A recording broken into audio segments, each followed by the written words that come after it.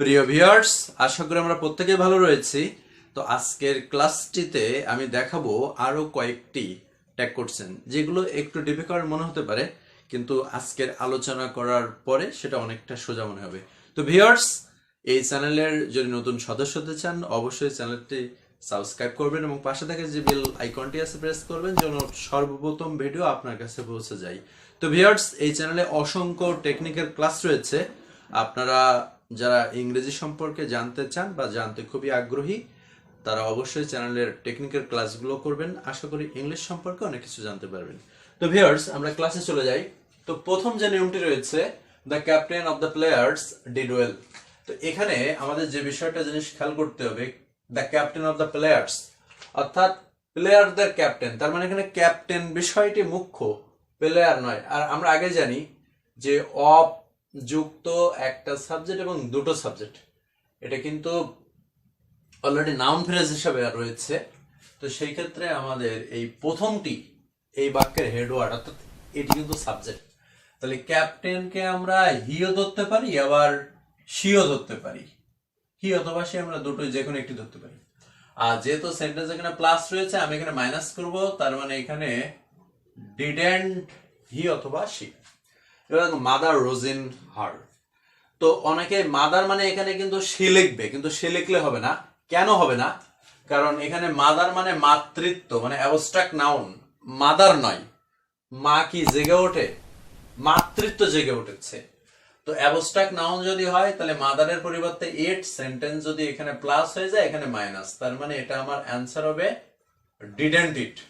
Oil your own machine. তো অনেকেই ভাবতে পারে যে অয়েল হচ্ছে প্রপার নাউন। নো, এই অয়েল মানে তেল দেওয়া, মানে নিজের চরকায় তেল দাও। তো অয়েল যদি এখানে ভার্ব দিয়ে শুরু হয়, ভার্ব দিয়ে শুরু হলে আমরা এখানে লিখি উইল ইউ অথবা ওন্ট ইউ, আমরা যে কোনো একটি লিখলে হবে। The one of the legs of the table and has been broken. তো one of the অনটাকে নির্দেশ করা হয়েছে, একটা ভেঙে গেছে। তো সেই ক্ষেত্রে আমরা এখানে লিখব ইট, আর যেহেতু হ্যাজ আছে সেই ক্ষেত্রে আমরা লিখব হ্যাজন্ট ইট।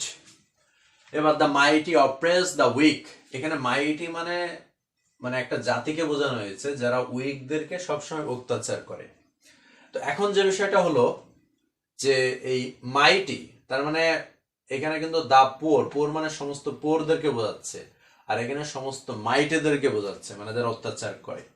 এই জন্য আমরা এখানে মাইটির জন্য দে লিখবো, সবাই যেহেতু বোঝাচ্ছে প্লুরাল, আর যেহেতু সেন্টেন্স এখানে প্লাস আছে আমি এখানে মাইনাস করে ফেলবো, তার মানে এটা হবে ডন দে। Earth is round.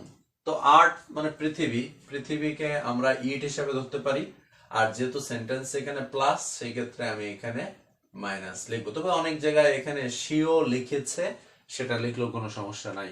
The baby ক্রাইস, the baby begins to cry. তো এখন দেখুন এই বেবি কিন্তু ক্লেবলিঙ্গ, অর্থাৎ ছেলে নামে বেবির শিশুর ক্ষেত্রে এটা হয় না, এই জন্য আমরা এটা ইট দিই। তা নাহলে আপনি হি অথবা যদি সে দেন তাহলে এই বেবি কিন্তু বড় লোক হয়ে যাবে, অর্থাৎ মহিলা বা গার্ল বা ছেলে অথবা মেয়ে। তো আমরা এখানে বেবিকে শুধু শিশু হিসেবে ধরছি, আর সেন্টেন্স যেহেতু এখানে প্লাস আছে এখানে মাইনাস করব। যেহেতু ভার্বের শেষে এস বা ইয়েস আছে আমি এখানে ডাজ লিখবো, সেন্টেন্স যেহেতু প্লাস মাইনাস তার মানে এটা doesn't it. Water on the plant.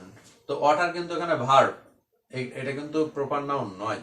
Water মানে পানি দেওয়া, তার মানে আমরা এখানে উইল ইউ অথবা ওন্ট ইউ ব্যবহার করতে পারি। এবার how sweetly the bird sings. তো এখানে বার্ড হচ্ছে সাবজেক্ট, এই জন্য আমি এখানে ইট লিখবো, সেন্টেন্স যেহেতু এখানে প্লাস আছে আমি এখানে মাইনাস করব, তার মানে ইট যেহেতু আছে সেই ক্ষেত্রে আমি এখানে ডাজ লিখবো, আর যেহেতু মাইনাস সেই ক্ষেত্রে আমি এখানে ডাজন্ট লিখবো। No other food is as favourite as banana. তো দেখুন এই বানানা হচ্ছে, এখানে আমাদের বানানাকে তুলনা করা হয়েছে যখন আমরা, এটা হচ্ছে নো আদার। তো বাক্যটি নো আদার, তার মানে কিন্তু বাক্যটি মাইনাস। হ্যাঁ, তাহলে এবার যদি মাইনাস হয় তাহলে এবার আমার কি করতে হবে? প্লাস করতে হবে। এখন বানানাকে যদি করি তাহলে সেই ক্ষেত্রে ইট হবে, আর এখানে যে ইজ আছে সেই ক্ষেত্রে ইজ দিয়ে করতে হবে। I wish I could visit. তো আই উইশ থাকলে এই অংশ দিয়ে করতে নেই, এই আই কুড দিয়ে করতে হয়। এটাকে কমান্ড ক্লজ বলে থাকি, এই জন্য আমরা এটা দিয়ে করবো না, আমরা এটা দিয়ে করব। তো সেই ক্ষেত্রে এখানে সেন্টেন্স প্লাস আছে, আমি এখানে মাইনাস করব। তার মানে আমার অ্যান্সার হবে কুডেন্ট আই থিঙ্ক। তো আই থিঙ্ক আমি করব না, I think, I guess, I suppose, মানে আমি ভাবি, আমি স্মরণ করি, আমি মনে করি, এগুলো দিয়ে কোনোদিন করা যায় না। এগুলো কমান্ড ক্লজ, আমরা পরের অংশটুকু দিয়ে করব। তো সেন্টেন্স আছে এখানে প্লাস, তাহলে এখানে কি করতে হবে মাইনাস। তো এই ক্ষেত্রে আমার যেটা অ্যান্সার আসবে সেই ক্ষেত্রে হচ্ছে ডোন্ট আই। Thank you. তো থ্যাংক ইউ এটা হচ্ছে ভার্ব, তাহলে ভার্ব দিয়ে যেহেতু শুরু আছে সেই ক্ষেত্রে আমার এখানে লিখতে হবে উইল ইউ অথবা ওন্ট ইউ। তো এখন ভার্ব দিয়ে শুরু হলে উইল ইউ অথবা আমরা ওন্ট ইউ লিখি, কিন্তু ভিউয়ার্স আমরা যদি একটু খেয়াল করি এখানে যদি ইউ লিখি তার মানে এই বাক্যের সাবজেক্ট কিন্তু ইউ আছে। তো এখন আপনারাই বলুন এখানে কি ইউ থ্যাংক ইউ মানে নিজে নিজেকে কোনো ধন্যবাদ দিতে পারে? নো, পারে না। এখানে পারে যে আই থ্যাংক ইউ, আমি তোমাকে ধন্যবাদ দিচ্ছি। সেই ক্ষেত্রে যদি এখানে আই হয় সেই ক্ষেত্রে আমার এখানে আই হবে ট্যাগ কোশ্চেনের সাবজেক্ট, তাহলে এখানে হবে কি ডোন্ট আই।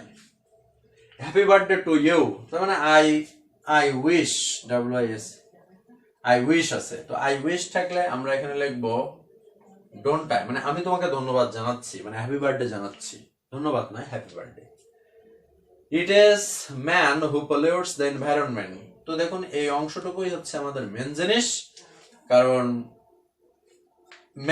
ম্যান মানে কি হি, আর যেহেতু এখানে ভার্বের শেষে এস বাই এস আছে সেই ক্ষেত্রে আমি এখানে ডাজ বসাবো, আর সেন্টেন্স যেহেতু এখানে প্লাস আছে আমি এখানে মাইনাস করব, তার মানে ডাজন্ট হি। তো অলরেডি আমি টোটাল কয়েকটা ভিডিও মিলে অনেকগুলো এই হার্ড ট্যাগ কোশ্চেনের নিয়ম আপনাদের সামনে তুলে ধরেছি। আশা করি ক্লাসটি সবাই উপভোগ করবেন এবং অন্যান্য যে ভিডিওগুলো আছে অবশ্যই দেখবেন এবং সেগুলো দেখলে উপকৃত হবেন। তো ভিউয়ার্স এই প্রত্যাশায় নতুন কোনো আরেকটি টপিকস নিয়ে আপনাদের সামনে হাজির হব। আজকের মতো এখানে বিদায়, ধন্যবাদ সকলকে।